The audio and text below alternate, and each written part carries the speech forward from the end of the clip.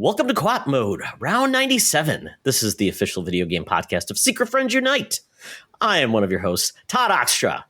Tonight, joined by the Canardian with that infamous time zone that nobody believes is real, Mark Carabin. I still say Newfoundland time is even more confusing. It's a half hour in front of my mystical island time. So, weird stuff. At least change it to Adventure Time. Atlantic time is very boring. Call it Adventure Time. I think it's more fun. Yes. I liked your Atlantis time. I think that was a pretty good one. Okay. Well, we'll go with it. Under the sea, Yeah, absolutely. Yeah. Hang out with the manta rays, which is kind of this show will have a sea theme to it in a way. Even though those creatures hate water. I just don't understand this whole concept. You guys got to get me into the mythology of Splatoon. So, yeah. Sticking with water for 2 seconds, there's a shark named Breton that was named after Cape Breton Island where I live. And that shark has been traveling like down the coast of the States and kind of like up towards like back towards us and stuff. And it traveled. So there's a company called OSearch that like tracks sharks and stuff like that. And it traveled in lines that kind of make the shape of a shark. It blew my mind today. I wasn't even high when I was looking at Instagram or anything. It was actual like real data from a shark. And it looks like a shark, and it's just great. So there we go. Sharks be doing shark things. But someone that probably isn't talking about sharks, and that is our guest, Cheezy. Thank you for joining us. Thank you for inviting me. Yeah, I don't talk about sharks, but my wife loves them, so she could tell you all about them. Perfect. Yeah. The only time sharks get any like publicity, it's like always like the 10 times that sharks like attack someone. And then it's like after that Shark Week's over and then they go back and, into anonymity. So you never know. Right. But shark tattoo. Nice. It's a fossilized shark tooth behind me. So. Yeah, I mean, even during Nemo, when like fish are friends, not food, where was the press on that? Right. Never. Some love. Yeah. They need better PR, I think. Yeah. Yep. Well, Cheezy, tell people a little bit about yourself before we get into the heart of the show. Yeah, my name is Cheezy. I'm a Nintendo content creator and love Splatoon. So I'm very excited to be talking about it. And I can tell you more about the lore and why they can't swim and all of that stuff. Yes. It'll be better than my made-up lore. Like Mark knows my made-up lore about Pokemon. I'm notorious for just coming up with stuff, my own explanations. I mean, sometimes headcanon is better, right? Yeah. Yeah. Yeah, we do a segment on my other podcast. Yeah, we do Poketod, then we do Todd a Show on the other show I do with That's All Geek Media, where I come up with essentially what's going to happen in a movie based on a trailer, and it's completely always wrong. So I don't know. I like my ideas better. Nice. Oh, well. Well, very, very good. And another way we get to know our guests a little bit better, and that's by playing a game of Buy, Rent, Return.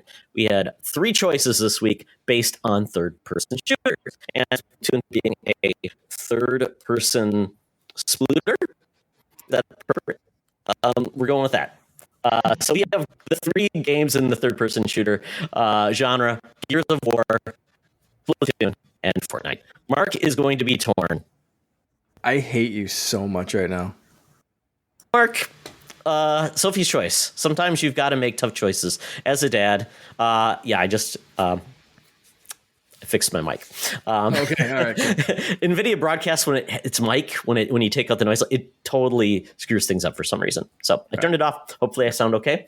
And my computer doesn't sound like a helicopter taking off in the background. So back to this. So Cheezy. 3 choices. What would you buy, rent, or return? All right, so it's probably not that exciting of an answer. Like, I feel like Mark is going to have a harder time deciding. I hate Todd right now so hard. For me, I'm going to buy Splatoon, and that might be bias. But a reason I think why that is I wasn't allowed to play shooters growing up. So one of the reasons that Splatoon is a very special series to me is because it feels like I could go back to like my childhood self or like experience what a shooter would be, but like a friendly one. And so even when I grew up and I was allowed to, play shooters, I just didn't really have like that big of an interest in them. I still really love like colors and puzzles, and that just kind of fits that whole niche of Splatoon. So I'm gonna buy Splatoon. To rent Fortnite sounds weird because really, Yeah. I mean, I can't return it either, so I don't really know. Yeah, you get That it, code, can you get a code week. refund or something? Yeah, You get it for a week and then you have to delete it from your system. yeah. Or So on your iPhone, right? You don't even get to rent it. They did kind of take it away. Yeah. So I guess I'll say I'll rent Fortnite and then return Gears of War, but that's nothing bad towards Gears. They just haven't played it, so I'm probably missing out. A game I almost thought about putting on this list because it's one of my son's favorite. And talk about family-friendly shooters, Plants vs. Zombies, that Garden Warfare. Absolutely phenomenal series. It's almost like a hero class shooter, third person. The zombies are funny. They have different persona, different power ups, and it's class based essentially. You have your support, your heavies, and it's a great game for kids. So if you want to, and I think they're finally on the Switch. I think Garden Warfare is finally on the Switch. So if you want to check out one that's a little bit different but still family friendly, goofy and fun, that series is really awesome. I really appreciate what they did. So. Yeah, you had mentioned Ratchet and Clank in the chat, and I was like, "Oh, that's a good one. That one's clever too." So. Yeah, and I started looking down the rabbit hole of like what's really a third-person shooter versus like a third-person adventure game, and it's like, it gets really complicated very quick. So I focused more on like the more of the competition type games. Stuff, yeah. Yeah. Makes sense. Well, very, very good. Very good choices. Totally makes sense. Now let's hear Mark's coming up with excuses, and he's going to probably come up with a weird scale. And Mark, come on. No, I was just planning on telling you off for the next 15 minutes and not making choices. Okay. You're just going to like, my choice is not making a choice. Yeah, no, exactly. Yes. Henry and Stilla listening because I've got some words, Todd. Okay, because kids are probably listening. I'll try to behave, but holy poop, this is a tough choice. I love these three series. Gears of War for me is more of an Xbox core memory than Halo is. Like when I think Xbox, I think Gears. I think, Donnie Reese, I think is in the same field as I am there. Like that is Xbox to me. Like Master Chief, whatever, see you later. You're cool for a little bit, but like Gears is where like that is Xbox. That is my memories with my friends, my brother, like picking up the Xbox the first time, the Xbox 360, just playing through those games, like some emotional moments. I got retweeted and liked by the voice actor for Dom a couple of weeks ago for saying like there's a scene in the second game where he kind of finds his wife and it's sad and touching and it has a weird twist to it. And I said that was one of the most emotionally like impactful moments that kind of sticks out for me in gaming. And then you throw like one of my favorite, like I ran a Splatoon podcast with our dearly departed friend, Bobby, the Nintendo guru, which holds an obviously special, very special place in my heart. I've been thinking about getting a Splatoon tattoo in his memory. So, Todd, I play Fortnite all the time. I'm so excited to get into the new season. I was playing over the weekend with my nephews. We like both of my nephews. The other one finally got into it. We were having fun. We were playing Poker Face by Lady Gaga on jug band instruments. What? What are you even talking about? You just make this up, and I just believe it because I'm like, sure, of course that happens. I'll send you the video. I hate this. This is the worst one you've ever picked for me. And like they're all like they're not only buys, they're like you could be like get a tattoo from any one of these games and I'd be perfectly fine with it, like permanently on my body. Like this isn't even a buy. This is like definitive gaming tastes right here.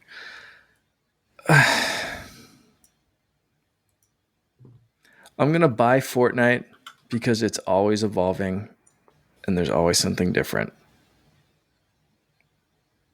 I'm going to... I hate you. So hard. I'm going to rent... I can't believe I'm going to say this. I'm going to rent Gears of War because they usually have epic stories and the multiplayer is on point. And I'm going to return Splatoon begrudgingly, but with a caveat that I hate you. And is this just returning Splatoon 3? That's what I was gonna say. Like, we didn't really. Can I still play clarify. Splatoon 2? This is the series. This is the series. I hate you. Yes. So bad. I did not specify it for a reason. It's the series. I'm gonna stick with my answers, but I dislike these things. Mark, when you go to the pearly gates, I'm going to ask you the same question. And choose wisely. Unless you kill me first, and then you're going to a warmer place. You're gonna be up there waiting, just be like, exactly. Mm-hmm. Not this guy. Yeah, no, bad choices. Well, myself, this is going to be a little easier. It's going to be buy Gears because I love Gears. Gears. I'm really excited to see what they do next with the series because I think the series has gotten a little stale at times, and I'm excited to see what they do next. The fact that the last game ended on a cliffhanger and your decision like actually will carry over, I'm like, that's pretty impressive. And I don't know if Mark, did you finish Gears 5? Yes. Okay, so I'd be curious to hear what your decision was. In that last minute. It was awesome. It was very cool. But this is the game that Sean Nias and I would play couch co-op together with and just had a blast. We would just have so much fun. And it's a perfect game for that. It's really the combat, all of the horde mode, all those things, just the game sets some precedences. And we talk about Xbox's golden era. I still think it's a 360 when they put out so many awesome franchises and just were nailing it all. So this is the game that really spoke to me.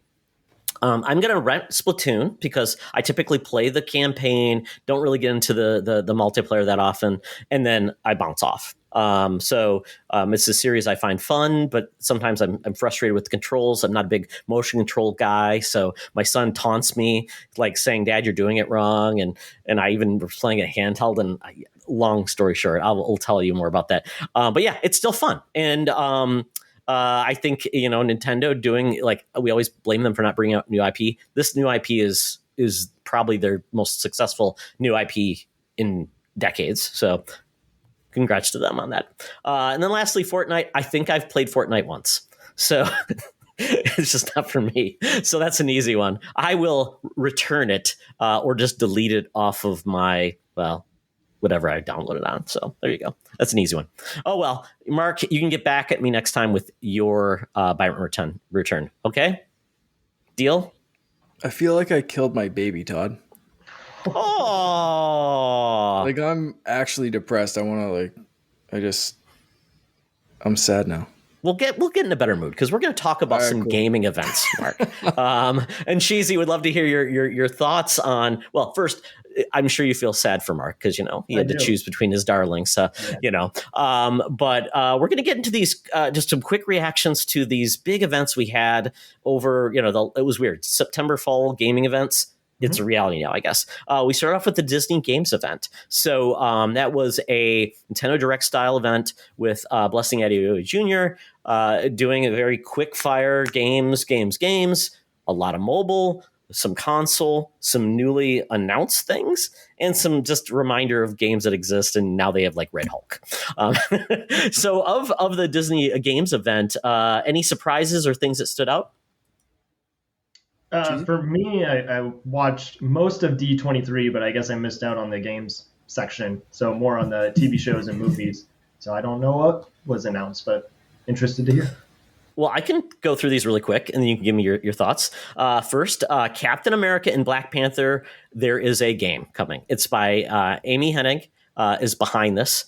And we don't know yet if this is going to be a single player or it's going to be cooperative, but you're going to be playing as World War II Hulk, Captain America, the king of Wakanda would be T'Challa's great grandfather, I guess, or grandfather. Yeah, okay. And then you've got two other characters. Looks like potentially Bucky, and then one of the Dora Milaje. I'm going to mispronounce that, but it's going to probably be maybe you're handing off different story elements. Looks really cool. That was like kind of like the big surprise. Another surprise was Marvel's Midnight Suns actually is coming out on next-gen consoles, December 22. This was something that was not supposed to come out until spring. The current gen consoles are still unannounced. We got Tron Identity. It's apparently a visual novel in Tron, which is interesting. That's not what I would have expected. Yeah, I think a lot of people didn't. It's kind of like when that most recent Dune game was announced. It's Dune, and it looks awesome. Oh, and it's an MMORPG. Like, ooh, maybe not. And then we got a new Marvel AR game from Niantic. So think of Pokemon Go, but with Marvel. Okay. That'll be interesting. Marvel Snap, which is a card game, got a release date. Return to Monkey Island got a trailer, which already released. Aliens Dark Descent is a new game because Disney owns Aliens now. Yeah. One of the things I was really excited about was Gargoyles. The old SNES game is getting a remaster, and people said this is probably going to be like the DuckTales game, where they're going to give it a fresh coat of paint. That's coming. And then we basically got a first look at Avatar Reckoning, the game, which is a mobile MMORPG shooter. Did not know that part about it. I just saw it was a mobile game. Lego Star Wars Skywalker Saga gets updates. Disney Speedstorm gets Monsters Inc., which is their racer. Disney Mirrorverse gets Halloween content. Marvel Strike Force adds Red Hulk. Avatar Frontiers of Pandora got a quick gameplay overview. And Mickey Mouse got an awesome new game by the creators, or the guys who developed the most recent Battletoads. So those are the announcements. So what are your reactions? It's exclusive for that one. I know, and it looks awesome. It reminds me of Rayman Legends. And a caveat there. So for the Cap and Black Panther game, the other two are a Wakandan spy named Nanali and World War II soldier, not Bucky, named Gabriel Jones. Okay, is the other character. So I think, Todd, you're the comic expert, so correct me if I'm wrong, but I think they're new characters. Both are probably new, unless I know there was a comic book story set in this era with the same characters. What I'm thinking is it's probably post Bucky's death, which is probably why they don't have Bucky. That's the only thing I could think of. Yep. Yeah, and it is Azuri, T'Challa's grandfather. Very cool. Very cool. All right. So with all of those, anything that I mentioned or you're aware of sound really cool or stand out? For me, it sounds like a lot of Disney IPs. You know, how can you go wrong? I think and this is, probably not going to be the most interesting, but I am curious about that Niantic Marvel game and what that could be, because obviously Pokemon Go has been great. Pikmin Bloom it's there. That's a great way to describe it. I mean, it's I don't know. I wish I had more, but maybe like with the Marvel one, you're collecting Infinity Stones. I don't if they want to go back to that time, or I don't know. But the Mickey Mouse game I'm interested in because I was a big fan of Epic Mickey, and I know that those games were supposed to be better than what they were, but I still had a good time with them. Alien sounds cool. I'm a big fan of the Alien series. So is that a mobile game, or was that for consoles? I believe that's going to be more like a strategy game, like almost like an XCOM type game. Okay. So, interesting. Yeah. I mean, and you almost forget what is all in Disney's pockets. I mean, they have everything under the sun now. So it will be cool to see that they're not ignoring some of those classic IPs that are not like their core. But to your point, the Mickey Mouse game, that looks phenomenal. Mickey often gets relegated to almost like just a spokesperson versus a real cool character. Like the current Mickey Mouse cartoon on Disney Plus is phenomenal. And the Halloween episode is one of my favorites of all time. It's fantastic. So I highly recommend that Mickey Mouse show. Yeah, the art style in this, and it's perfectly copied in the game. Like it looks like Ren and Stimpy. There are some moments like I'll watch it with my son, and it's like this is disgusting. Like they go really close up on characters, and they get that like Ren and Stimpy style, like just oozy, gross disgustingness, and like they do really weird things that you wouldn't expect Disney to let Mickey Mouse do.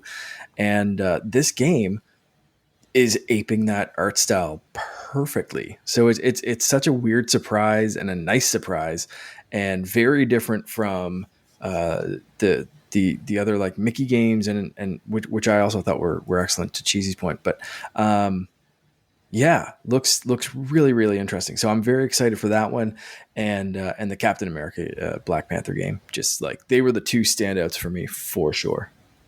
That Disney Mirrorverse universe game looks pretty cool. I don't know anything about it, but it looks really cool. I really need to get into that. I have it downloaded on my phone, and I just have not had the desire to play a mobile game like that and to sit down and actually like if I'm sitting down and playing something handheld. Lately it's been my Switch. So I have not gotten into that, but I really need to. That last trailer was pretty badass.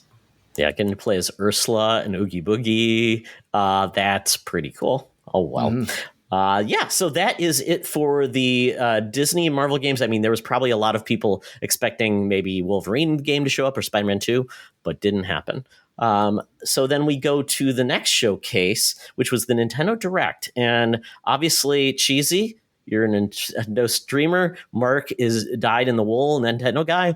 I'm the guy that plays maybe 1 or 2 Nintendo games a year. So I'll let you two gentlemen kind of riff on this, and I will say 1 or 2 things. Okay. Did you want to go over some of the things that were announced, or just thoughts? Just what stood out to you, I think. Yeah, I mean, there was a lot here. There's a lot to go. Like so, yeah. Yeah. Let's maybe just pick our like favorites, I guess. So I think it was a good direct. Pikmin 4 is finally coming, or they love to show off the number 4, and I think that number is just doing a great job in the spotlight. Eventually, we'll see Pikmin 4 and Metroid Prime 4. So that's a thing. I'm not a Fire Emblem fan, or like I haven't really played Fire Emblem, but that game actually looks kind of fun. There's always like a Fire Emblem game where I'm like, okay, maybe this is it. Maybe this is where I dip my toes into the series, and it doesn't happen. So I'm not expecting it to, but maybe. And then Tears of the Kingdom, obviously, was a big one. I just my hot take on the directs and people not really they always have something negative to say about the directs, and I think that we just have gotten to a point with all of these events, like how you just brought up the Disney one. Nintendo was kind of doing it first, and now everyone is doing it, and we get content all the time. And because of the age of the internet, you are going to disappoint people, and they're going to be disappointed that their series wasn't announced in the event, or their movie, or whatever it is. So honestly, I think that it was a fine direct. I don't think it's like one that like is kind of 2019 E3 status where they showed off Animal Crossing, Banjo, and the sequel to Breath of the Wild. People just have expectations way too high these days. Yeah, for sure. Yeah, I thought it was a good direct as well. Like overall, they hit a bunch of stuff for a bunch of different people and a bunch of different play styles and interests. So like there's something there that you're going to enjoy. There were some updates. My wife was really excited about the Mario Kart 8 Wave 3 stuff. She thought that looked really cool. For me, the big standout was GoldenEye. And there's some weird stuff about that one. Like it's coming to Xbox and Switch. The Xbox is getting like a 4K 60 FPS or 120 FPS or something like that. Basically like a remastered version, and no online. And then the Nintendo Switch version is going to be on the Nintendo Switch Online N64. So it's going to be probably a more faithful port, which is good or bad depending on how much you like N64 and what your nostalgia is like. But that one has online, which it's like, what? Why? What broke somewhere that Nintendo's getting online on their weird little N64 system, but like Xbox. Well, I would say Xbox is more faithful because it's only split screen, which is what the original GoldenEye didn't have any online play. So, Mark, I think this will be split screen. The N64 version will still be split screen. So if you're like me and have multiple N64 Switch style controllers, it'll be very faithful at like 2 frames per second. Yeah, it's going to be an N64 emulator. So I'm looking forward to that. But they also announced like Pilot Wings, Mario Party 1, 2, 3, Pokemon Stadium 2, which I was excited about, but now I'm not excited about because I noticed on my second watch through of this direct that you cannot import Pokemon into this. I was hoping they'd figure something out with Pokemon Home that you could fire some Pokemon from like, Let's Go Pikachu or one of the games. You could fire those original like 151 into this game, but it's like you're basically just going to be playing with whatever comes with it, I guess. So slightly disappointing to me because those games were like take your team from Pokemon Red, Pokemon Blue, Gold, Silver, put them in a game and you can see your Pokemon team in 3D and battle them on your N64. So that was the cool bit of that. And that's why I have nostalgia for that game is my brother and I would finally get to battle our Pokemon better than just like the Game Boy Color could provide. Full 3D. They look so real in N64 graphics. So I was super excited for Stadium 1 and 2, but now I'm kind of like, I might try them out just to see what the answer for that is. And then 1080 snowboarding and Excite Bike, awesome additions. But yeah, GoldenEye for me was the standout aside from obviously Zelda. Pikmin 4, I'm very confused about. You mentioned that one, Cheesy. I thought this game was done. Didn't they say this game was like, yeah, it's done. We're just waiting for the right time to release it. And it's like, they showed off a screenshot. Yeah.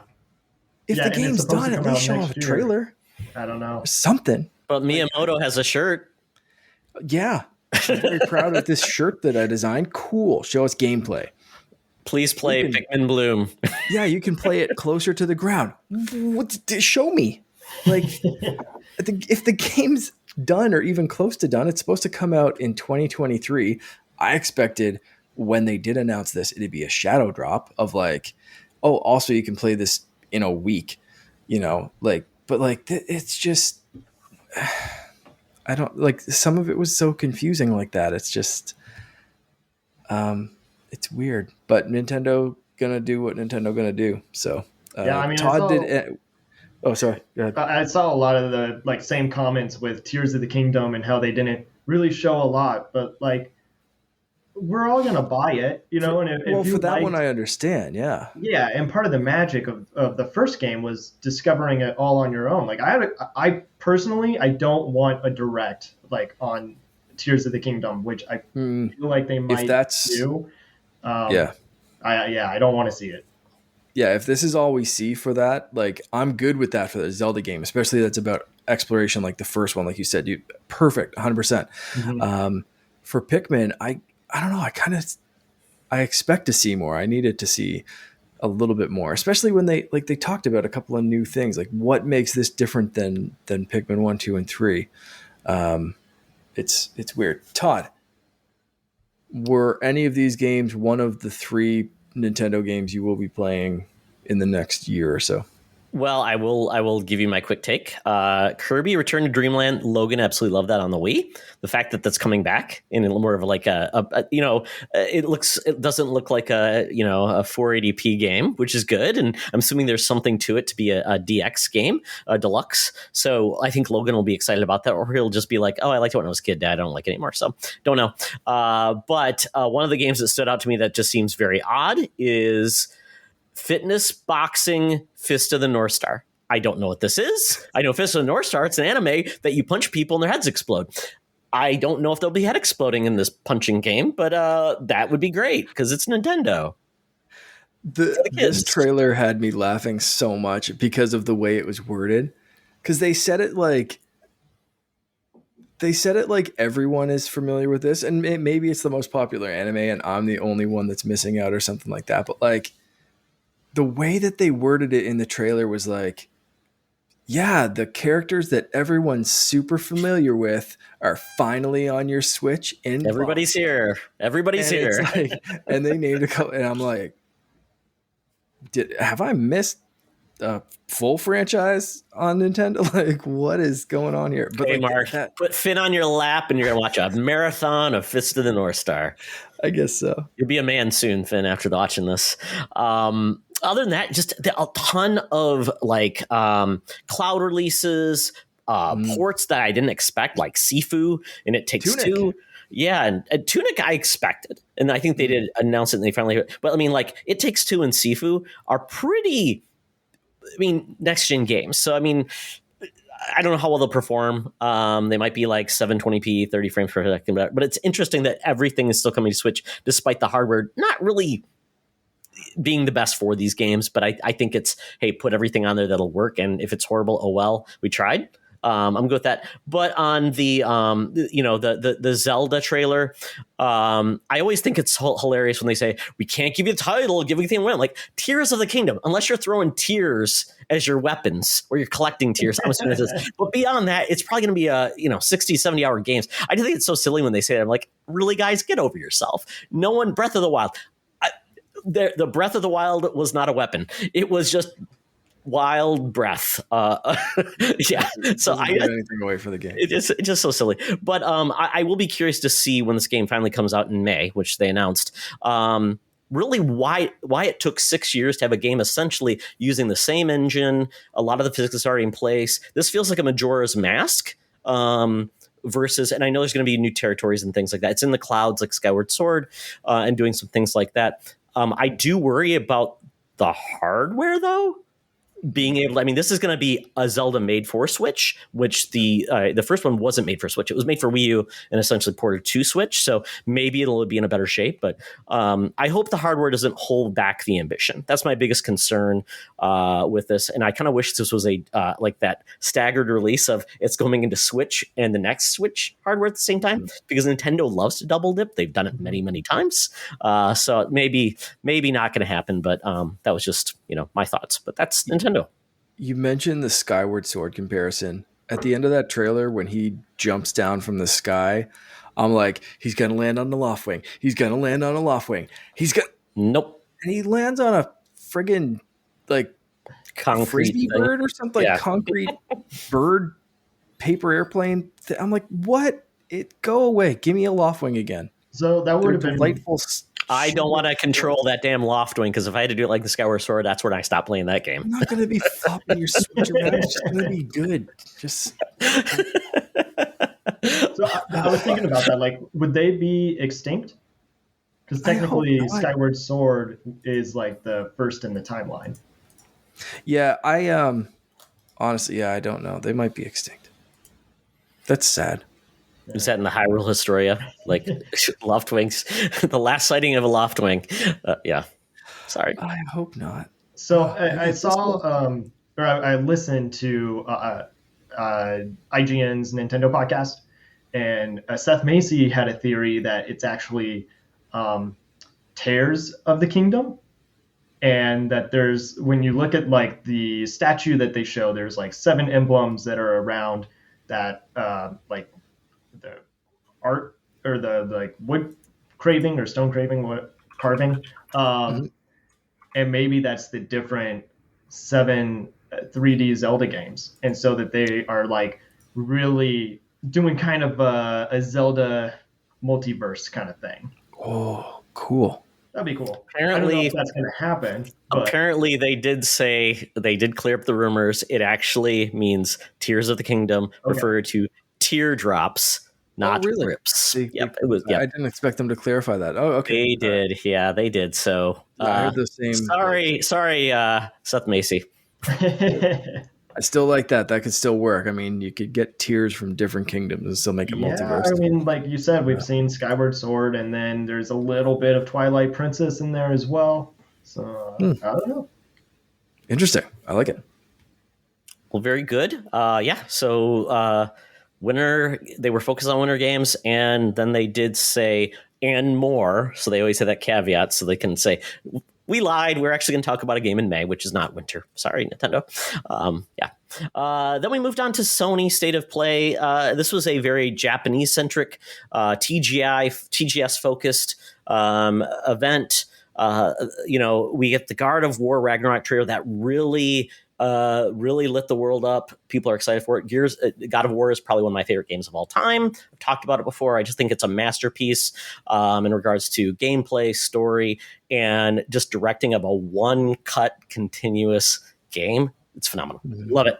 I don't know, Mark. You could play this on your PS4 if you wanted to, but you still haven't played. Have you played God of War 2018?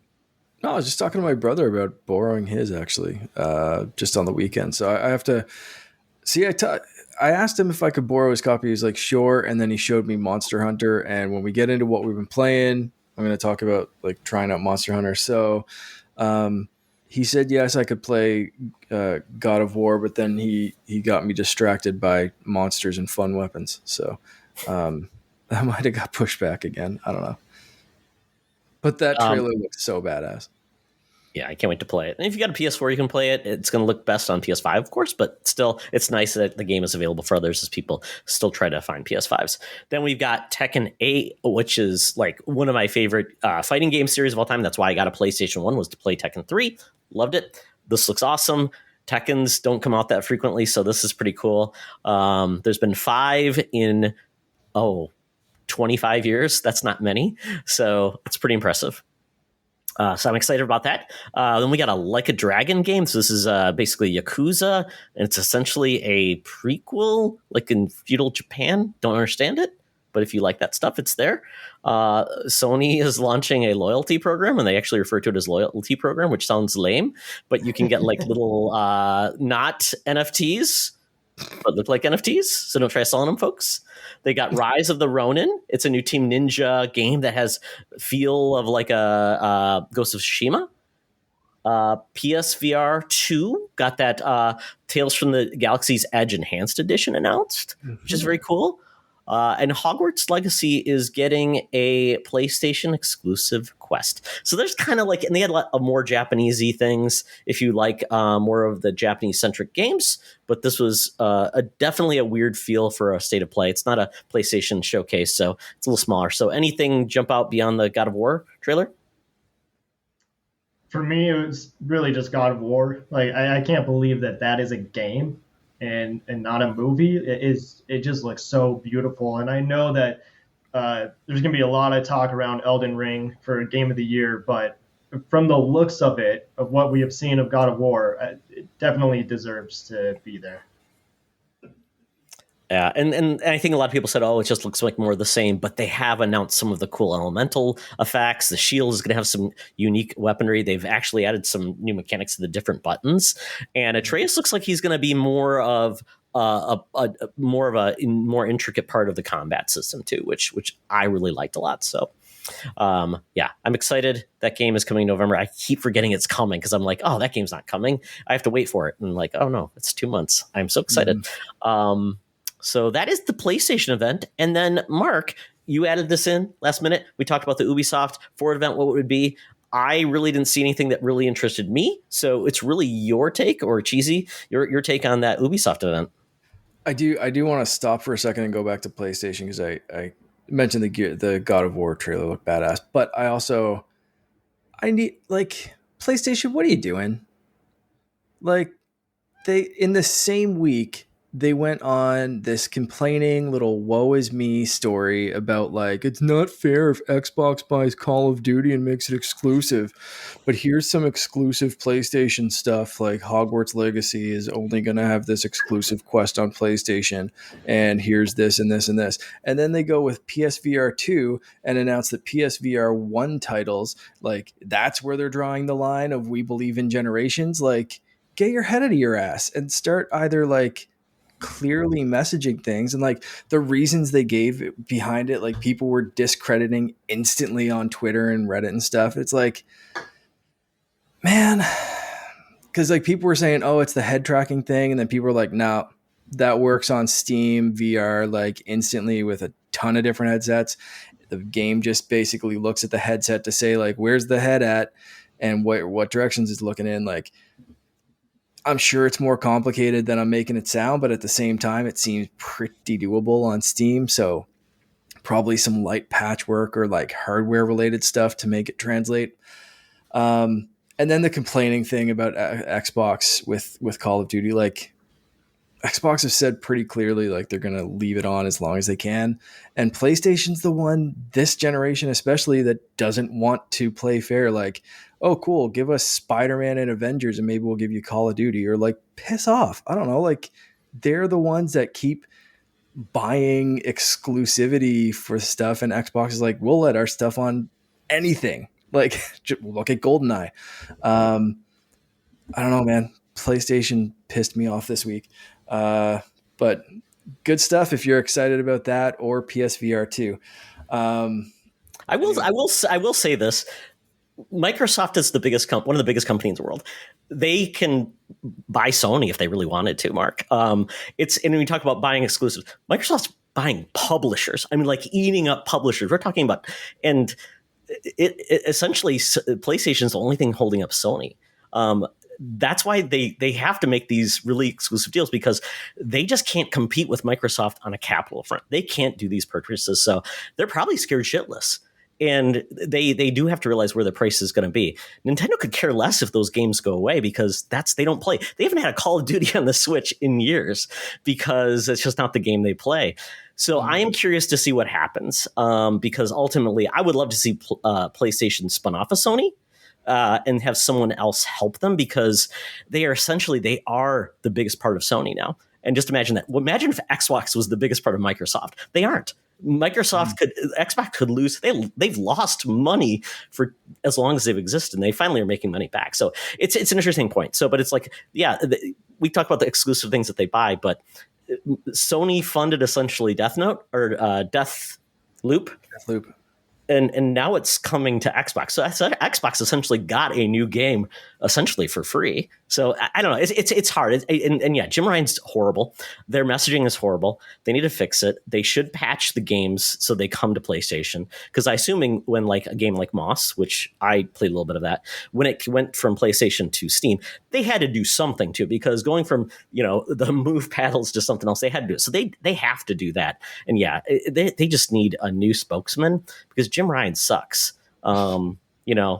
Satya Nadella is not speaking for Xbox. They have Phil Spencer, and then he's good. Yeah. Oh yeah, because he lets. That's right. I'm like, Sony is still a Japanese company, and in a lot of ways, they don't have the charm of Nintendo, which brings out the worst in them. So yeah, I don't know. I love their game so much, but they kick themselves in the head. They're like the rakes with Sideshow Bob and The Simpsons.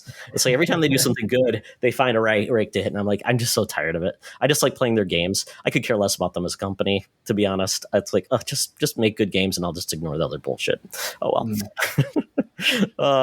Fun times. Anyway, so yeah, I will say, like I did very quickly add this to the notes. So I will say there's a few new Assassin's Creed games on the horizon. We saw tease for the next one, Assassin's Creed Mirage. We saw Assassin's Creed Red, I think was the other one. Mm-hmm. That's a Japanese game as part of Infinite, or what's the hub game? Sorry, Assassin's Creed Codename Red is going to be the feudal Japan, and anything going forward past. I think past Mirage is going to be part of Assassin's Creed Infinity. So it sounds like that game's going to be like a hub, and maybe some multiverse or metaverse type stuff where you can kind of like, you're in the Animus yourself and you can kind of choose this path or this path, and it's going to lead to different games, and whatever ones you buy are going to get integrated into that metaverse or whatever it is. But yeah, Codename Red sounds really, really cool. There's another one, Codename Hexy or Hex. Or they pronounced it weird in the trailer, and I can't remember how they did it. Hexe, I think. But that one, what was that? Hexe, I think, yeah, it was. Yeah. Looks like some witch trial stuff. I believe that's Bamberg witch trials, so like the 1600s, maybe. Correct me if I'm wrong on that one. Someone that knows their history a little bit better. And then they had what was the other one? There's a mobile game too that's in China that I am forgetting the name for right now. Codename Jade. Jade. Okay, there we go. Which looks amazing for a mobile game. Like that was in-engine footage that they were showing off. What's the gameplay like? Didn't really see. We saw it like it basically flying through a town and then kind of the leap of faith kind of thing. It was so no real gameplay on that way, but touch controls. I have played some Assassin's Creed games back in the day on touch controls, but that was more of a 2D side scroller stuff. Maybe they're going back to that, but this one looked a little bit broader. So we'll see. I'm very much looking forward to Mirage. That's taking one of the characters from Valhalla and going back to when they first got into the Order. So it looks really cool. I was very impressed by this. And Ubisoft also showed off some new Mario plus Rabbids stuff and Rayman DLC coming to that game. So another great event, or a great couple of events from Ubisoft. So lots of stuff. It was like a mini E3 the last couple of weeks. It was. It's been great. Cheezy, are you an Assassin's Creed fan? Did you see any of that? Yeah, I watched it because my wife is a big fan of the series. So she was pretty excited and seeing, where the series is going, and that they're making a Netflix show as well, which I think was announced a while back ago. And then they're like, yeah, it's now in development, which I have to imagine was, held by the pandemic. But yeah, I mean, it seems like they have a good direction for where they want Assassin's Creed to go. Mario plus Rabbids Sparks of Hope, I'm super excited about, because I tell everyone, if you've not played Mario plus Rabbids Kingdom Battle, you're missing out. It really is like a treasure, and I know people don't want to play it because of the Rabbids, and I totally understand, but it's so charming, and it's the closest thing that we're going to get Rare being back on Nintendo. Like, I know we have some Rare games back again, but like Grant Kirkhope doing the music is also very lovely, and a remnants of my childhood as well. So I'm really, really looking forward to that game. Yeah, ditto. I bought that game for a couple of people just because I was like, you need to play this. And they were like, no. And I was like, well, here's a copy. It is just that good. Did you buy it? And it's a Ubisoft game, so it gets cheap. Yeah, that's what I was going to say. It's always like $15, and it's like, why? You might as well just try it for that price. Mm-hmm. Exactly. Yeah, it's great. Project Hexy, it's rumored 16th century Europe, Central Europe. So that's kind of cool, going to Europe. Again, I don't know, maybe they could go to like, I don't know which area it is, but it would be kind of cool. Maybe Germany or some other country beyond like the UK or France or something like that. That'd be kind of cool to do. That would be Greece, if I'm right, I think. Greece? Really? Greece, Rome, for those trials that I'm thinking of. For the 1600s? Didn't specify. This said Central Europe when I looked at what we know now. Didn't specify. So you might be right. I'm going to look up quickly the Bamberg Witch. But I am for Assassin's Creed going to different places. Like when Mirage looked cool, I thought they were doing like India for a second, but we're going Baghdad. So we're going to that Middle East type of setting that feels very familiar from what Assassin's Creed 1 and 1. And also, no, I'm wrong. It's Holy Roman Empire, present day Germany. So yeah, we're gonna get some like that's cool style, like mountains, lots of cool stuff. Very cool. Right time period in the wrong location. Nice. It's very cool. That's why I love Assassin's Creed. I got to brush up on my history. And the fact that they're going someplace else, which is very cool, and that's the whole thing. Expand it, do more places. Very, very cool.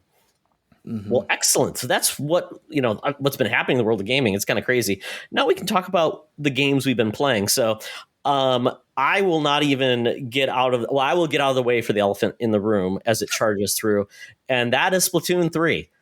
We've all played it, but I'm sure I've played the least amount because everything I've tried to do in Splatoon, it says, come back, dude, when you've gone up to like level 4. And I'm like, oh, I'm not even at level 4 yet, am I? Crap. It takes like 2 matches to get to level 4. Apparently, I'm always on the worst teams. Oh, man. All right. I am on the worst teams, Mark, because I'm not helping. I need to be carried like a Roman emperor. Deal. If we can get out of the metaverse and stop watching Rick and Morty, we will play some Splatoon. Sounds good. All right. I do want to jump in before we all start talking about it. In our Discord, the informant wrote in and said, I've been enjoying Splatoon 3, but they really need to fix those connection issues, and I'm disappointed they don't have a better solution for when a player drops off during a match. 100%. Logan said the same thing. He's like, Dad, I keep getting penalized because my team keeps dropping. Last night, so I had a great run on this game up until last night. Like maybe 1 or 2 connection errors, 1 person left. Last night I got 5 connection errors in a row. And in the middle of those connection errors, I also got a map update screen after a connection error. And then I had a person drop a match. So if I was playing a shot for every time the connection error or match dropped, I would have been plastered last night. And I did see that drinking game, the Nintendo voice chat Facebook page today. So I'm not just making that up because I want to drink during Splatoon. So they need to do that. But the informant also mentioned some stuff about the Direct and Sony State of Play. So I'll read those now before we get into what we're doing, because we just talked about all that stuff. So I'm very excited to see GoldenEye coming to the Switch and Xbox, but I was hoping for a big surprise release for this holiday, and they did not deliver. Yeah, they didn't at all. Mm-hmm. So kind of Pokemon and whatever else. State of Play, God of War is looking great. So kind of similar to our thoughts on that one. Thank you, an informant. Real quick, with GoldenEye, do you think that that's just going to be a novelty? Like, we'll play it for maybe a month, maybe it will stick around that much?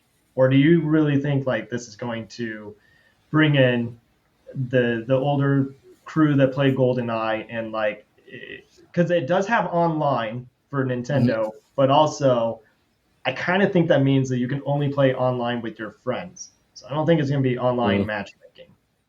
I think you're going to be right. I think it's going to be the same way that Nintendo Switch Online is right now, where you have to make a party, invite people into that party, and do all those runaround things. Like if you've played any of the Nintendo Switch Online stuff, it's not just quick matchmaking. It's not the way that we think about like Fortnite multiplayer or anything like that. It's really restricted. I don't think it's going to have any lasting, staying multiplayer of the week staying power kind of thing. But like, I think it's going to be fun for guys like us that kind of grew up playing this or whatever. Like, I'm going to try it. Like I haven't. Slapfest, the Slapfest, right?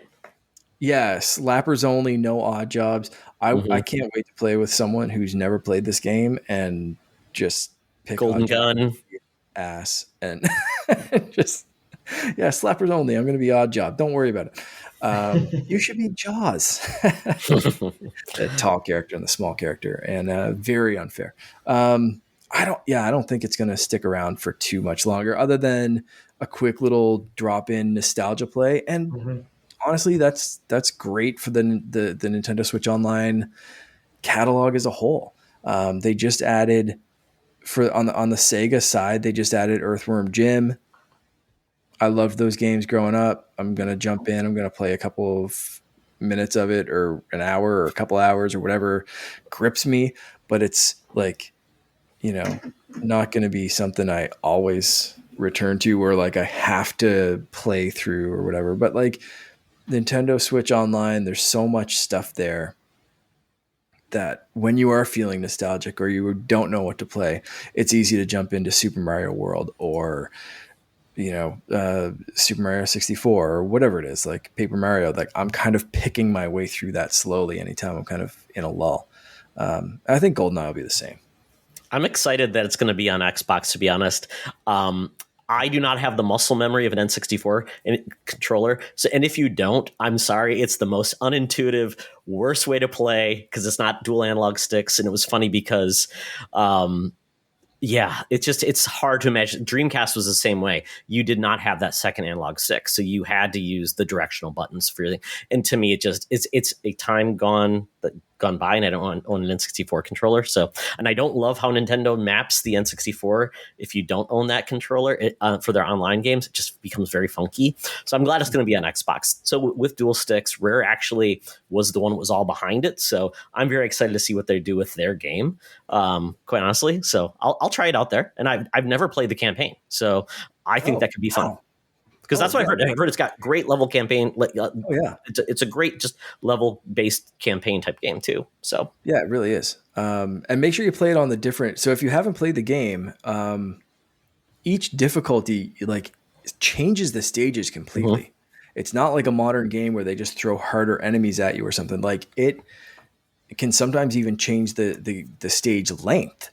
So on easy mode, it might be just like get from point A to point B. On the next difficulty, it might be grab this first and then get to point B. So it's, you're doing a few steps along the way. And on like the extreme difficulty mode, it's like it takes quite the run. So make sure you not only play it, but play it on some different difficulties to get really everything.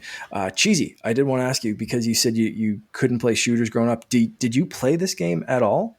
So I would play it if I would go over to a friend's house, like during a sleepover or something like that, and we get pizza and drink lots of Mountain Dew, like how it was back in the day, couch co-op. So yeah, I enjoyed it when I got to play it, but that was very rare. So for me, yeah, I mean, I could probably go and check it out and play the campaign as well, and I don't know, like I think it will be a good time, and it's a Rare game, which we all love Rare, or used to. I don't know how people feel about Rare these days, but yeah, I'm looking forward to it. Awesome. Yeah, it's. I'm gonna have to message you like when it comes out, because I really want to see both of you. Really, I want to see what you think. Sure. Having not put a ton of time in it, or just played the multiplayer and kind of see how it holds up. That's really cool. Very cool. Well, thanks, Informant. That's awesome. Yeah. I know he had actually reached out to, do we want to play Splatoon? And I'm like, I definitely will. I'll play with Splatoon. I have to remember how I'm going to communicate with everybody, because I haven't played online on Switch in a long time. So I'll be honest. Discord? Okay, I'll have to remember to put it on my phone. So I don't know if I've used the voice chat on Discord, but I've got it. So I definitely have to do it. So very, very cool. So that is the elephant in the room. It is Splatoon 3. So, Cheezy, you're our guest. So, yeah. Splatoon 3, third time's the charm. There have now been 3 Splatoons in the time there's been one Mario Kart game, which is just crazy to me. Wow. That is crazy. So ridiculous. Yeah. Well, it's obviously doing really well, because in the first 3 days, it sold 3.45 million copies in Japan alone. So, yeah, isn't that insane? That's like more than Animal Crossing and Pokemon, and the advertisements. Fastest selling game ever in Japan. Yeah. Yep. Full stop. And the Wii U, just for to give people some clarification, Splatoon sold 6 million copies, so it probably has already sold that or close to it. And that was a lot for the Wii U. The Wii U only had like 13 million install base, so it's almost 50%. It's like I said, it's a huge franchise, especially in Japan, where shooters are not their bread and butter, and they have really embraced. It's really a Japanese culture-based game, and you can see it in everything about the game. And I think because the Wii U is kind of a native for Nintendo, this kind of caught a younger group, a younger developing team. I think this was the right franchise for the right time in Japan. Yeah. I mean, one of the reasons I think that I love this series so much is that it's the same team that made Animal Crossing, and Animal Crossing is just so charming, and the writing is great, the character designs. It just, there's like something that's so special when you play it, and that's the same way I feel with Splatoon. And it is one of the coolest IPs that Nintendo has, and I think they know that too. Like, you can just see it ooze out of them. All of the clothing, the music. The music's really cool, because the music you hear in the game are like fictional bands within that world. So there's some like lore behind that. And There's always a DJ bad guy. And it's so Yep. definitive. Like you hear half a note from a Splatoon song and it's like, oh, that's Splatoon. Yeah. Like how did they make it instantly sound like Splatoon? You just gotta Like, gargle some water, and I guess Exactly. but it just is like they nailed the sound so much. It's crazy. Yeah. I mean, with Splatoon 3, I am loving it. I think that same with the God of War argument that it looks more of the same. I don't think is a bad thing. I get where people are coming from, but if you really enjoyed Splatoon 2, then you're probably going to enjoy Splatoon 3 more. The connection errors is a problem. I mean, Mark and I, we tried to get into one game and then it disconnected, but the way that we were able to drop in is something I feel like not a lot of people are talking about. And it's pretty seamless. Like you can just drop in on your friends and then there you are in the lobby. So that works out really well. And they just have done so much, in my opinion, with this game that is for everyone. I mean, you have the campaign that is like a platformer. You know, there's some speed runs, or it could be some stealth missions, or there's something that's there for whatever kind of gamer you are. You have the more serious, which is rank mode, and then Salmon Run is your horde mode, and then the new tabletop game is actually a lot of fun, and I can't wait until that goes online because I think that's going to be crazy competitive. Cool. I still haven't checked out that mode at all. Mark, it's should. card game. It's cards, Mark. Come on, cards. you of all people haven't checked it out yet. It's cool. Yeah, because that's my kryptonite. With the way that game works is the further you get into it, you're playing different characters, but they have a different board set up. So like the cards that you were using before might not work for this board, and you have a total of 15 cards you can use. And throughout the game, you're collecting more and more cards, so you might have to change up your deck. And there's like I think 15 different slots for you to create different decks. So yeah, I mean I don't know what they have planned for the future of that, but I think it's going to be pretty big and bring in a different kind of community that maybe wasn't in Splatoon already. Yeah, it's funny because Gwent is a card game in The Witcher, Witcher 3, and it became its own standalone game, which is kind of cool. So I could imagine they could say that we're introducing this, and then it becomes a full-fledged like spin-off of Splatoon, which makes a lot of sense. Because I mean, why not take these characters, do different things with them, and have more to do with the franchise? And maybe it's something for people like I'm not good at shooters, but maybe you're like I like card games and I like the aesthetic and I like the feel of Splatoon.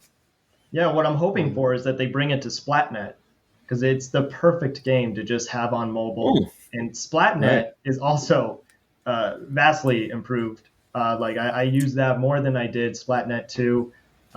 There's little side adventures you can do with Krusty Sean. The more you ink, you can like redeem those points, and he gives you like a wallpaper or something like that. But if you complete all of them, then you get an in-game item. There's the clothing store. There's your kill death ratio, but now that's in the game, in the lobby. Yeah, I mean, I could talk hours about Splatoon, so you're gonna have to cut me off at some point. So Splatnet that's within the Nintendo app, right? Is that what it is? Okay. And that was a big thing for a while. We thought every game was going to have its own dedicated, and it kind of didn't happen. So, and I want to get back to that point because so when Splatoon 2 launched, Nintendo Online didn't even exist, right? It was in beta maybe at the time. It was free. And then they said, oh, we're finally going to launch this later. So 5 years later, and we're paying for online now. Mhm. Do you guys think that's really acceptable, that it's not good, that it's this bad, that it's like they're charging for a service now, and the expectation should be a level of play? Like, I think of just like games like Fortnite and other mobile games, like you never hear about, oh, I've had a horrible experience. Nintendo, it continues to come up. It's like, we've got to expect more of a company that is part of what they're charging for, right? Especially Absolutely. with Splatoon being like their biggest online game right now. Um, it does need to be better. And I think they already had a maintenance update. Whether they fix things or not, I hope so. But I assume it's just going to get better over time. But it has been frustrating. Sorry, Mark. I Yeah. feel like I keep cutting you off. No, no, not at all. I wanted you here because you're the Splatoon guy. I wanted to talk to you specifically for this, that's great. But I'm just basically gonna mirror what you said. Like I don't think at this point it's acceptable for really their key online franchise is, that's kind of how Splatoon's been treated, and that's kind of, it's multiplayer centric first. I know the story mode's great and I've been playing through it and everything else, but like Splatoon's bread and butter is online multiplayer. That needs to be solid. And I'm wondering, I get why Splatoon 3 is not Splatoon 2 DLC. There are enough changes, but I'm wondering if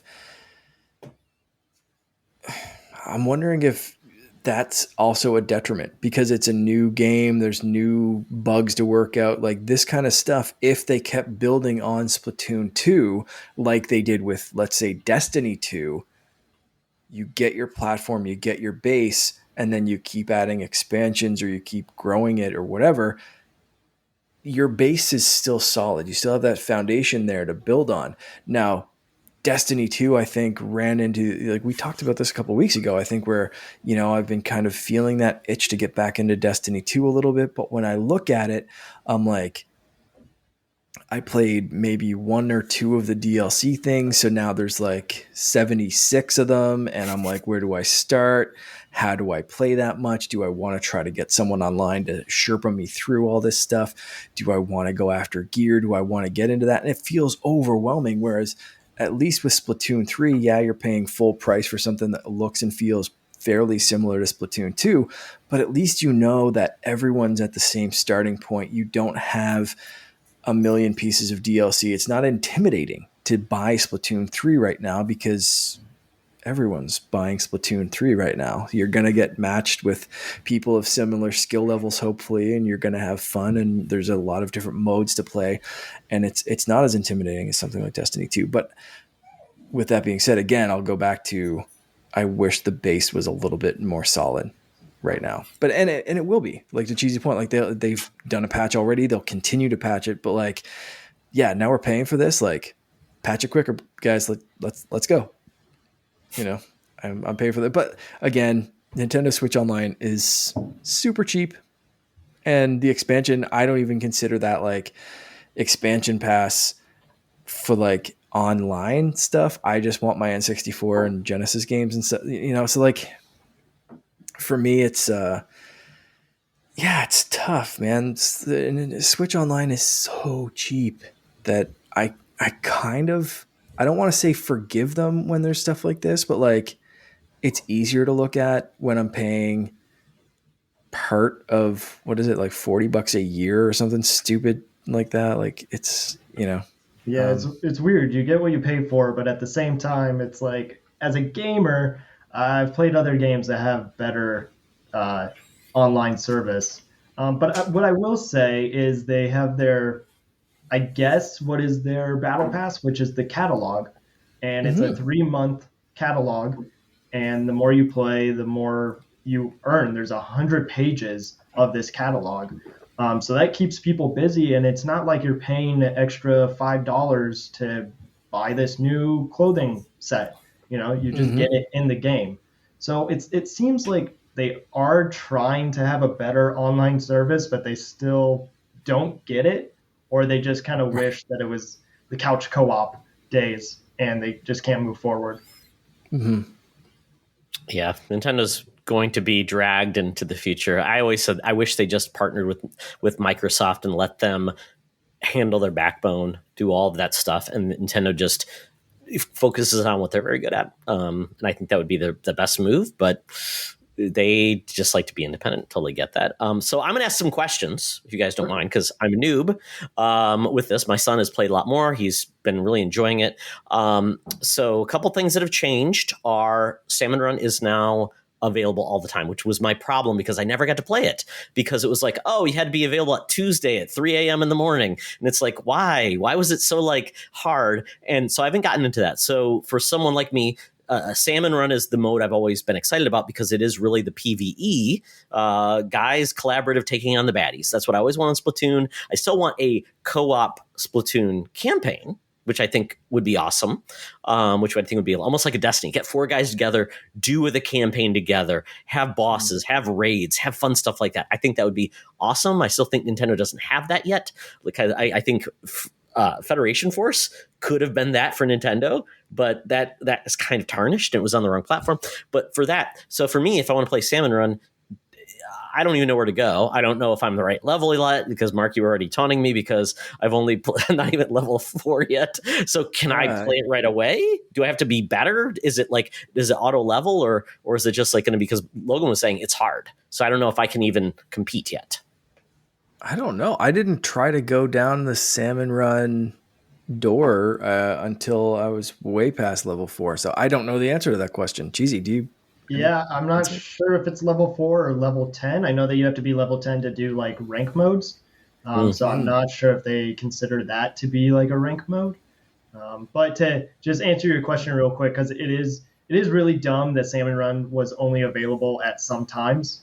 But Nintendo's reason for that is that it's like part of the lore. It's like a part-time job, and you wouldn't be working 24/7 for the part-time job. But now that they have opened it up, it's better for a gaming experience. But for the sake of lore, I think it makes sense that it's open 24/7 because Salmon Run are going to be, or the Salmonid are going to be invading the city in Big Run, which is an event like Splatfest that we haven't seen yet, where they're going to be invading like some of the maps that we've already played on just the regular Turf War matches. So it's good that it's 24/7 and everyone can play at any time. It's good for lore wise, I guess. It was really dumb that it wasn't available when it was their new mode and everybody really seemed to like it. So they must have figured out ways to make that work. I don't know why. Was it a server issue that they didn't want so many people playing Salmon Run on Splatoon 2? I don't know. I'm not sure. Yeah. I don't. I remember them just being very cagey about it. Of just like, I mean, like Splatoon has this history of like Nintendo basically saying like, we know what you want and we're going to give it to you, even if you don't know that you want it. And like, it's a very Nintendo Apple thought. It's a very Apple thing too, right? Apple thought too. Yeah. It's you know, and Nintendo and Apple, I think, are very similar companies, but like this time, I think they probably saw the data. They probably saw the numbers of like, yes, maybe Salmon Run didn't work when you could play it every third Wednesday of the month from 3 a.m. to 3:37 a.m. And you're playing with Japanese characters, players who are far better than you. It doesn't work. So yeah, I think, you know, they're slowly learning. I don't know exactly the reason behind that. I like that they do tie it into some lore, like you said, Cheesy. That's gives like the super fans a little bit to look into. But for everyone else, it's just like, hey, it's available. Let's go. Yeah, exactly. Yeah, Salmon Run though has improved. I mean, I don't know if that's one of those things that could have just been a DLC update, but throwing eggs to your teammates or into the basket is huge and changes the way that you play. It's a lot quicker, more chaotic too, and some of the bosses, they're interesting. Like they just add to the gameplay. The sound when my son was playing it, it sounded like Jaws, or like a riff on Jaws. The music is very, very cool, and it feels very, very Doom-like. It's just very cool, and it's like you get this big ass creature coming down, boom, and he's like takes up the whole stage. Kind of reminds me of what was it, the Mario mode where it was where he became basically Super Saiyan Cat Mario versus Bowser. It was kind of neat to have that big epic boss come down. It's very cool. Yeah, I'm glad they're embracing it. Yeah, I'm glad they're embracing it. Yeah, for sure. Yeah, I'm really enjoying it. I'm loving my time with Splatoon. I check in.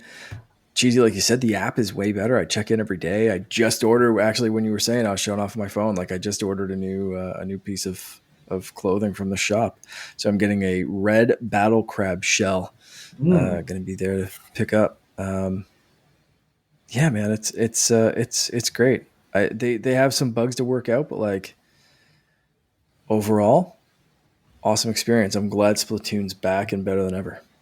What's really exciting is that it's being supported for 2 years, and with how Splatoon 2 went, that's a totally different game than how it released.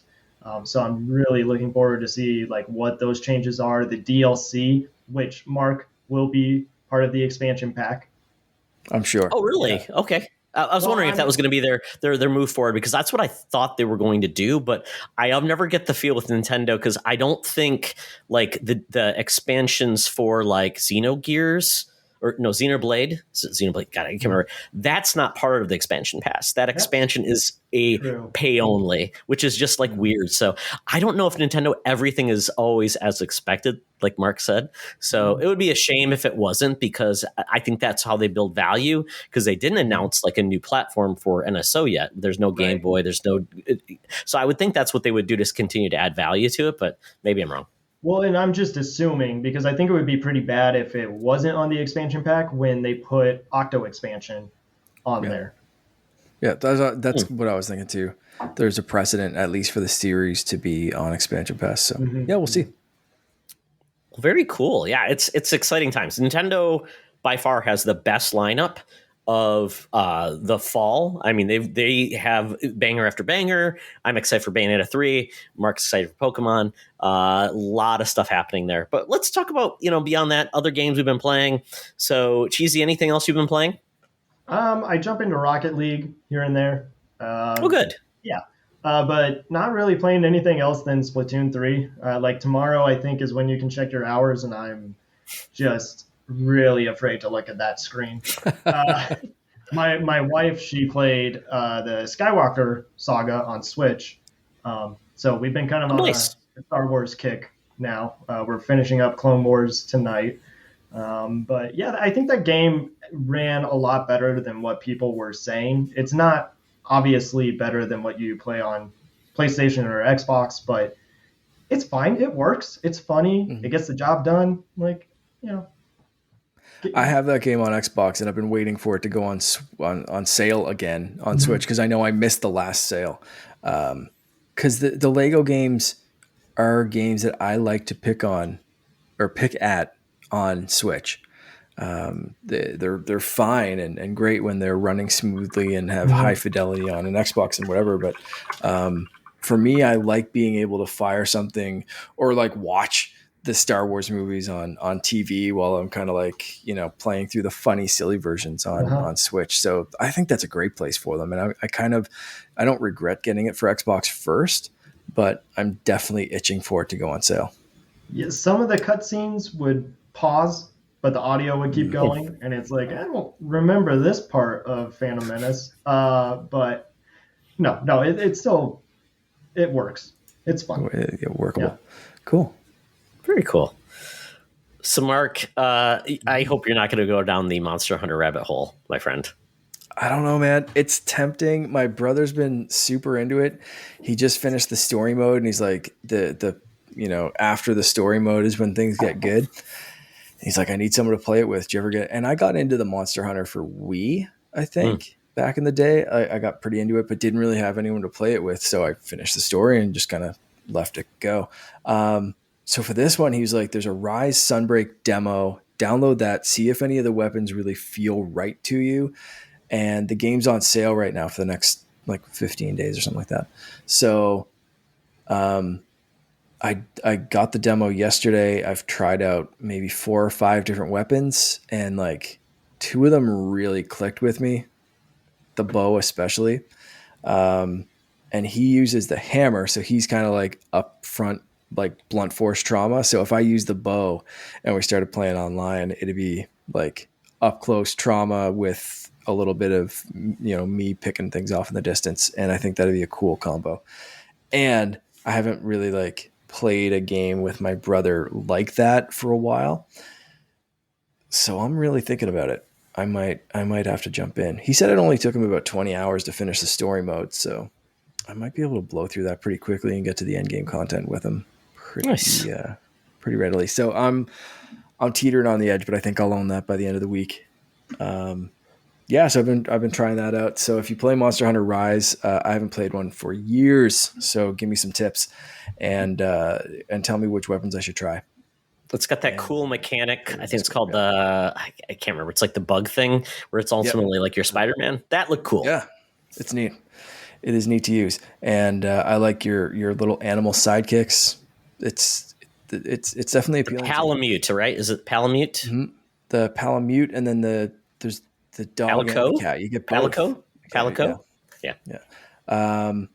And then Todd and I, we played Bigscreen. Not really played, but like hung out in the metaverse or whatever. It was very weird. Oculus, Bigscreen, and we were just watching Rick and Morty, and I put us in a theater, and then in a spaceship, and then at a campsite with a big floating screen in front of us playing Rick and Morty, and we were just like chilling in our little Oculuses and chatting and having some laughs. It was good. Yeah, and I kept on trying to change my avatar until I found one I liked. And I was just entertaining Mark because I was like, I was a Viking with like 3D glasses, and I was like, what am I doing? I don't know. I really enjoyed when you made your torso the busty female, but your head was still kind of like, I think you still had the Viking horns and then the 3D glasses on and a beard and like pigtails or something. That was a weird randomizer right there. But she was, you were ample.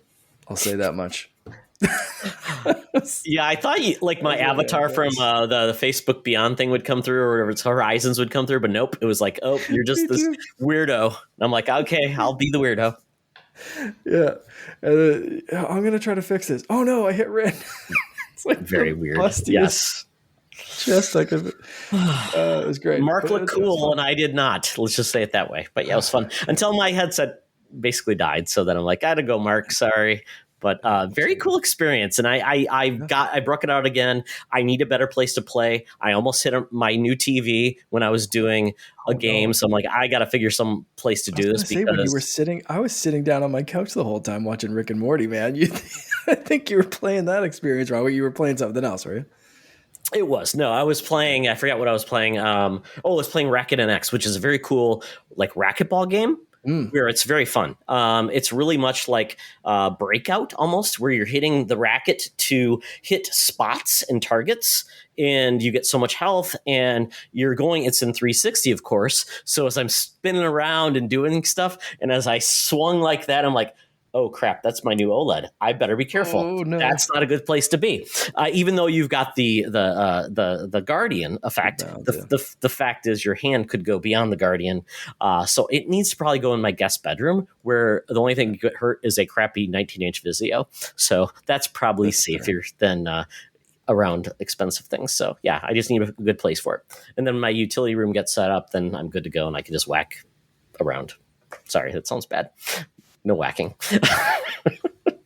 Oh, well. And then just lastly for me, just I've been struggling with my old laptop. It's 2 years old and it's a gaming laptop. Can't play crap. I tried playing Metal Hellsinger on Xbox Game Pass, which is essentially a rhythm shooter or a rhythm melee game, which looks really cool, but not when it's like 2 frames per second. Because you can't do rhythm games when you're not in sync. Did not do well, but I'm like, okay, I'll try it on. And thankfully, my son just built a new gaming PC, so maybe I'll just use his, like he's been using my consoles for the last 10 years. That's lacquer. So he bought it himself, so I'll probably use it. It's a really good gaming PC. But then a game I was able to play on my PC, which is You Suck at Parking. This is on Xbox Game Pass, also on Game Pass Ultimate on PC. And it's a game where all you have to do is park your car. The problem is, as soon as you hit the brake, you stop and you don't go any further. You lose. And you basically are going around really fast. It looks almost like RC Pro-Am is the best way to describe it. Very cartoonish little car. You're going around and you have to just time your acceleration as you slow down and then brake at the right time. As soon as you brake, you stop. And you've got essentially all of these courses to go. They make it more difficult, though, because now you've got jumps and you got to jump up and then you've got to get two cars on the same parking spot. And it's goofy, it's dumb, and it's also timed. So to make it more difficult, why don't we add time in it, right, guys? Because everybody loves time as a constraint because it doesn't make you nervous at all. It doesn't screw you up. It doesn't make you, not actually be a good gamer. So yeah, it's very cute. It is a game that I think would work well on mobile, to be honest. Because I think the way it is, it's very cartoonish. It's not precision. It's pretty much just gas. Just kind of go in and hit the parking spot. You don't have to be completely parked well either. You can just be touching the parking spot and you get points. And that's what it is. It's almost like golf in a way. So that's pretty you're just trying to get to the spot. So I highly recommend it if you just want to try something out for fun. I wouldn't pay the $20 for the game, but for a game on Xbox Game Pass, mobile, however you want to play, I think it would be definitely well worth the experience. It sounds like a good time. Can you ease into the brake, or as soon as you hit the brake, you're done? It's a one tap and you're done. And they don't even. It's brutal that way because you're like, and it almost feels like, what was it, Trials? That game Trials where you had the motorcycle. Right. Yeah. Kind of like that, but it's exact opposite because you really can only go fast. Yeah. It's like people like, I only like games where I don't use the brake. This is that game for you then. You don't want to use the brake, but it's goofy and it's fun. And you can decorate your car. It's very much like a simplistic looking car. There's apparently going to be a season pass. I don't know what that means because I'm it's going to have more courses maybe. But I think it's the perfect game for Game Pass. It's just something fun to play. Give it to your kid, try it out, have fun with your friends, pass the controller. Can you do better than I did? I think it's that perfect type of experience. Awesome. So, yeah. I was not good at it, but that's not surprising. I'm not very good at games. So, I know, Mark. Gasp and swoon. Yep. Okay, well, we are almost done, but we just wanted to touch on something I think is very important. And this is going to be more of a round robin in regards to a topic that I thought was very poignant. And that is, what is the future of games journalism? So for a lot of folks, if you're not a YouTuber, if you're not a Twitch streamer, but you just want to write about games, be in journalism, or do reviews, gaming is a great area to go into because there's so many people are passionate. It's one of the biggest industries in the world of media. But to actually get published, to get noticed, to find a company that can support you, to get healthcare, all these things, those avenues are shrinking because this week we had multiple areas of gaming journalism essentially experiencing significant layoffs. We had Fanbyte, which is a bunch of diverse creators. Apparently was owned by Tencent. Imran Khan is one of the people that's most well known from Kind of Funny, who was hosted there, was laid off as he was actually finding out about as he was getting on an airplane. We also had G4, which just started a year ago. It's owned by Comcast Universal, one of the biggest media companies in the world. They were all in, and now they're pulling back because apparently it's not as lucrative as they thought it would be. And then we also had Game Informer, which is owned by the parent company of GameStop, and they're actually headquartered in my neck of the woods, Minneapolis. A lot of the folks there, Alex Van Aken works for them, and unfortunately, and they're one of the biggest video game magazines that still exists. Folks, magazine still exists. And there was a lot of layoffs there back in June. So it's kind of precarious. If you are into journalism and want to write, it's very hard to find a place that's safe where you can make a living at it these days, which is just a big challenge. If you're not a YouTube guy, you're not a personality, you don't like being behind the camera. But this is very similar for all journalism. So what do you gentlemen think? I mean, is this something like, do you think there is a future for the world of game journalism? And Cheezy, why don't you go ahead? Because I mean, you're in the Twitch realm. You're a streamer, so you're basically you've got a different focus than you're not when you stream. I'm sure you're not talking about the merits of like journalism or citing sources and things like that. So, what do you think of journalism though when it comes to games? I mean, do you find it still a valuable thing in the hobby you love? I mean, it should be. It should be a valuable thing. It's. I don't know if I really can talk on the topic. It seems more complicated than what we know or what I know anyway. But what I can say is, articles are being posted every single day, and people only care about the headlines. And so, like, journalism is not really like people aren't really reading the articles to see what people have to say, or at least, like I think most are just retweeting a catchy headline and then talking about that, but they don't want to actually go in and read it. And we're looking at maybe this isn't a great example, but look at how Instagram is now. They don't even want you to like share your story about your photo. How you could put a caption. They just want more videos like TikTok. Mm-hmm. So I do think that it is going more in the direction of streaming and content creation, which is really weird that G4 is having that problem since they started out as a cable network. And it seemed like they were ahead of the time. Back in the day, you had X-Play, Attack of the Show, Digital Playground, all just really good shows for something that wasn't even around. Honestly, there weren't a lot of people that were creating video game content. So, like I said, I don't know if I'm intelligent enough to speak on the topic of game journalism, but it's incredibly sad what is happening to people that just want to write for a living about the thing that they love, and that's being taken away from them. Yeah, Mark, I mean, you're a little bit older than Cheezy. I'm older. I'm the oldest.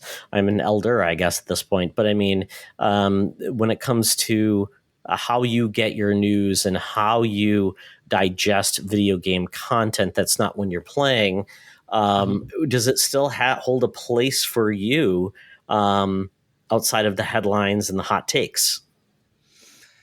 Not as much as it used to, like written content, not as much as it used to. I mean, I still check the video game headlines on my Apple News subscription. I still like reading things on my iPad, and I have the big iPad specifically for that purpose, so I can read things that feel like a magazine or an article, a big, something to have in my hand and read. But a lot of the stuff that I get is through video content, whether that's YouTube, TikTok, Instagram, whatever it is. So I think with all of these, I mean, to Cheezy's point, and Cheesy, I don't think intelligence has anything to do with being able to talk about this. I think it's so new and it's changing so quickly that I think anyone is going to have some trouble talking about this. But for my 2 cents, I think it's important to consider maybe how all of these places are going about their content, and it sucks no matter what. When people lose their jobs, it's always terrible, and you have to wonder, like for me anyway, I kind of wonder, what is there an underlying problem that can be addressed that's not simply laying people off, or not simply the answer is nobody wants written content. Maybe the answer now is discoverability. I used to go to a website. Type in IGN.com or N64.com if you're that much of an IGN fan that you remember that. Now, to see an article, like I said, it has to be retweeted or it has to be a video that I see and then I want to read more. And a lot of these sites and places aren't doing that. And I saw something from IGN earlier today that was like, oh, they're catching on. They know that I have to see a video first, and then I'm going to go read an article about that. And I'm going to go to IGN to read that. So my question is, are not enough places catching on to what it takes for discoverability nowadays? And that's a problem anywhere. Like Twitch has terrible discoverability. So you see Twitch people going over to TikTok or going on podcasts or doing whatever to be like, hey, go follow me on Twitch, where I'm hopefully going to get some subscribers and making some money. But they're also taking content and putting it to places where hopefully the algorithm will help them be discovered. And, I don't know if there's enough websites that you get someone who's good at writing, team that person up with someone who's good at producing video, and maybe both of them can make some money and do what they love and what they want. And I'm not seeing that enough in the industry. And I'm not trying to be like, well, good, people are losing their money. Maybe they'll catch on. No, it sucks. It really sucks. It's heartbreaking. But I hope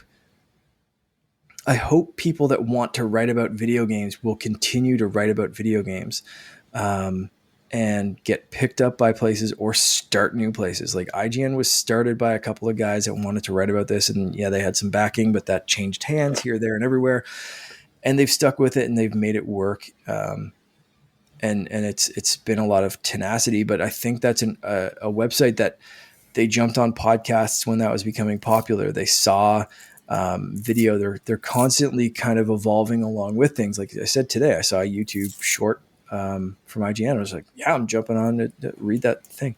It's about the new season of Fortnite, if that matters. But yeah, so I'm wondering if this is just one of those industry / content / generational media shifts that happens, and it sucks and it's hard. But people figure it out, and that this is an exciting time. Hopefully after this is when the people who are down on their luck and went through this, pick themselves up, dust themselves off, and come up with the next way to do stuff. So I hope that we see a lot of that, because right now it sucks and it's hard. But I hope people get through it and stick with it and do something better. That back to Nintendo's point, do something better that we don't know that we want yet. It's going to be interesting because if we think about video game journalism, a lot of it started from Nintendo Power. If a lot of people think and that was in journalism, that was advertisement for Nintendo property. They own the magazine, so it was really propaganda for Nintendo. Where it's interesting, where G4, I feel like the current incarnation has really failed. They've just basically tried to create podcasts for TV, which there's already a place for that. So, and what I think they did very good back in the day was try to be differential in the world of geek and things like that. When I've watched their content now, like I said, X-Play just feels like another thing. It doesn't feel like it would what used to be, which was a highly produced video game show. We don't have a lot of that. We don't have a lot of highly produced video game content. G4 Icons was great. It was the history of video games. Why didn't they do that? Nobody else is doing that. Nobody else is doing a great job on talking about the history of video games in a very well done. We've got some good documentaries on video games, but they're a rarity.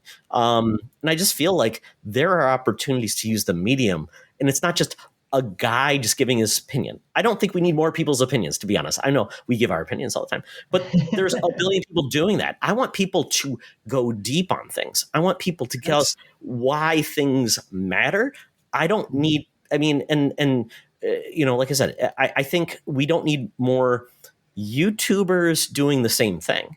And I hope we can figure that. And the problem with that is we've got too many people and too much noise. So how do you get discoverability, Mark? But unfortunately, right now it's the dog that barks the loudest. It's not the best content all the time. It's not the cream that rises to the top. It's the Jake Paul. Jake Paul is a garbage bag human, but he has 1 billion followers. PewDiePie, say with him. But it was like, so I'd like to have a balance of how do we get the quality over just the most entertaining. Entertaining doesn't have to be good. My son watches a ton of YouTubers, and most of them are horrible. And they scream a lot, and they say, "Oh my God," 24/7 from a parent's role. But I just want to know, how do we get quality produced entertainment that is knowledgeable, teaches you something, and does something else that nobody else is doing? And like I said, J4 kind of failed in that context because I watched Attack the Show. Attack the Show was just a bunch of stupid human pet tricks. They were doing like these goofy games and things. I'm like, that's not entertaining. That is just silly. And you're competing against folks that probably do it better, that have a bigger following. So I don't know. I just think there's, we're not going to go back the way it was, like when I was reading magazines and all that stuff. But ultimately, is there even an audience for journalism for games? Maybe that's what we have to decide. Is it really something that people want? If it's not, then maybe we just got to stop barking at that tree and just say it is what it is. Video games will just be fun and entertaining. They don't have to be something they shouldn't be if people don't care. I don't know. I mean, I think it just evolves. I mean, you have video games that are better shown, on like a YouTube video or streaming, but you can have these writers write for content creators that do like video essays. There can be some really entertaining video essays. And I think the problem today is getting yourself out in front of a camera or even just like on social media in general and, having a personality or showing your personality. Like, why should people care about the things that you care about? And you have to show that. And for some people, that's just not that easy. And they would rather stay behind a keyboard and just be, a secret to everyone else. And it's hard because you want people to do the thing that they love, but at the same time, you do have to adapt to what is now. And I don't know. I do think that there probably are some things that are untapped that people are looking into right now, like what Mark was saying, and we'll find out what that is. And it's not just video game journalism. I mean, it's journalism across the board. Mm-hmm. Who buys newspapers anymore? Yeah. There's magazines that die every week, every month. It's movie reviews and TV shows. Right. Like, you don't really need that. You just watch somebody talk about, their favorite series and what worked for them, what didn't. There's a ton of TikTok creators that are doing that right now. Yeah. And I think it's going to be, people that do it differently, people that do take a more retrospective or introspective look at things, or a broader look, or those people who will chase down a story rather than just like, hey, I made a rumor up because my uncle works at Nintendo and you should listen to me and I'm going to scream about it until you do. Those people will always exist, and tabloids have always existed before that. And, you always get the crazy people yelling on a soapbox even before that, so like that's always existed. But there's a part of integrity with journalism that I think can transcend different boundaries and genres and stuff like that I think can't go away. So whatever it is that it evolves into, to Cheezy's point, like I think it has to stick around in some way, whether that's teaming up with someone and one person's the writer, the other person's the person on camera, or one person's the researcher, and it's a small team, but it can be a flexible team and a team with different specialties. But I can't imagine a world that doesn't have that kind of integrity in their research and their I'll say writing, but it doesn't necessarily just have to be written content.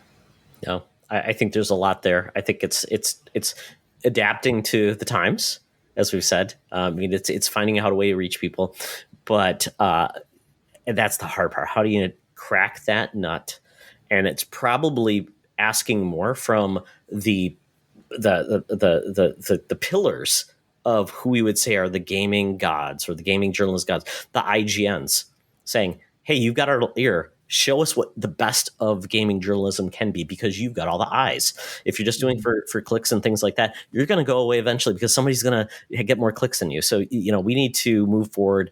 And to your point, we want the next best journalists to tell us what matters in gaming and why this game mattered and the history of how it was made. Because I think there's a lot there. And I think a lot of people are going to be hungry, especially as gaming grows up. A lot of people want to know who their creators are and how they came up with it. I mean, think about Undertale, the tale of Toby Fox, and how he became, and his game became one of the biggest games in the world, based on just him and his love of other games. So there's stories to tell, and we just want people to tell them and not just have people, do those wacky videos on YouTube. Well, then the companies need to let the artists do what they do best and not have restrictions. Let them really shine in whatever it is, in whatever format it is. Just let them be who they are. I mean, there's a reason why they got into the industry of journalism to begin with, right? So just let them do their own thing. Well, there's a lot on the subject. We just scratched the surface. And I think, I guess the next request is for those folks that are listening, if you have creators that are doing something unique in games, telling stories in games, tell us who those people are. Point us in the right direction, and we'll share those, and we'll talk more about those on future episodes. So I think that wraps up the show. Cheezy, thank you for coming on. And so before you leave us, it's been a pleasure. Tell people how they can find you around the interwebs. Yeah, thank you so much for inviting me. You can find me on Twitter, TikTok, Twitch, Instagram, cheezyc64, CheezyC64. I make Nintendo content. I talk about Splatoon lore. So we'll be talking about that a lot. But yeah, you can kind of find me everywhere. Very cool. What's a podcast name that people can look up? I'm sorry? What was the podcast is the Nintendo Powercast. It's me and 3 other guys. There we go. Yeah. Very cool. When I saw the C64 in your name, I thought of Commodore 64. That's how people do. Yeah. It's actually just because I wanted to be a parody rapper in high school and I needed a funny name. So I, like Weird Al, went with Cheesy C, and Eazy-E was one of the best rappers of all time. So that's kind of how that became a thing. And then it became a gamer tag. Our other podcast host is Charlie Carden. I called him Sleazy C in college, so there you go. There you go. Nice. That's fantastic. Yes. Well, awesome. Well, thanks again. Mark, thanks for joining us again on this wonderful journey we do every 2 weeks. Tell people where they can find you. You can find me everywhere, same places pretty much, Twitter, TikTok, Instagram, and our Discord at _Canardian, or on Xbox and Switch as just Canardian. Hit me up. Let's play some Splatoon. Let's watch some Rick and Morty in the metaverse and have some fun. Excellent. Or being a guinea pig on snacking these days. Oh man, yeah. Go over to the Snack Network. Watch my friends and I did the 1 chip challenge. If you want to watch me suffer, Snack Network, hit them up. Highly entertaining. I thought I considered, a friend of mine had an extra one, and I considered having another go at it because I choked during it, like actually on the chip. So even before the heat hit me, I was having a bad time. Because I was actually choking on like the Dorito part of it. And then the heat hit me. And boy, I'll tell you, if you've ever seen the show Hot Ones, last year we tried to bomb, and I thought that was hot. I would bathe in that stuff before I ate another one of these chips. Although, like I just said, I'm thinking about doing it again. So, yeah, it's a fun video. Go check them out at the Snack Network. Very, very good. And for me, at Teoxtra on Twitter. That's primarily where I live, and we're also in the Discord group having a good time. So anything is up for grabs in our Discord, so please join us and just have a good time. So, and thanks for all the folks in our Discord and all the folks we interact online. And Mark, fun fact, my most liked tweet in most recent days was me talking about Food Network and Halloween Wars. So there you go. That's where I live too, talking about Food Network shows. I'm an old man. Yeah. All right. Well, that is it for the show. And remember, folks, it's always better to game together.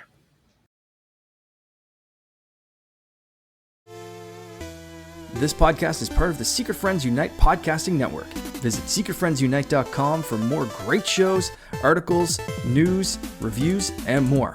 Secret Friends Unite podcasts are available on Apple, Google, Spotify, and other podcast services around the world. If you'd like to be part of the conversation, you can join us on Facebook or our new Discord server, or follow at Secret Friends U on Twitter. Please subscribe to Secret Friends Unite on YouTube and visit our merch store at tpublic.com. Just search Secret Friends Unite. Thanks for listening.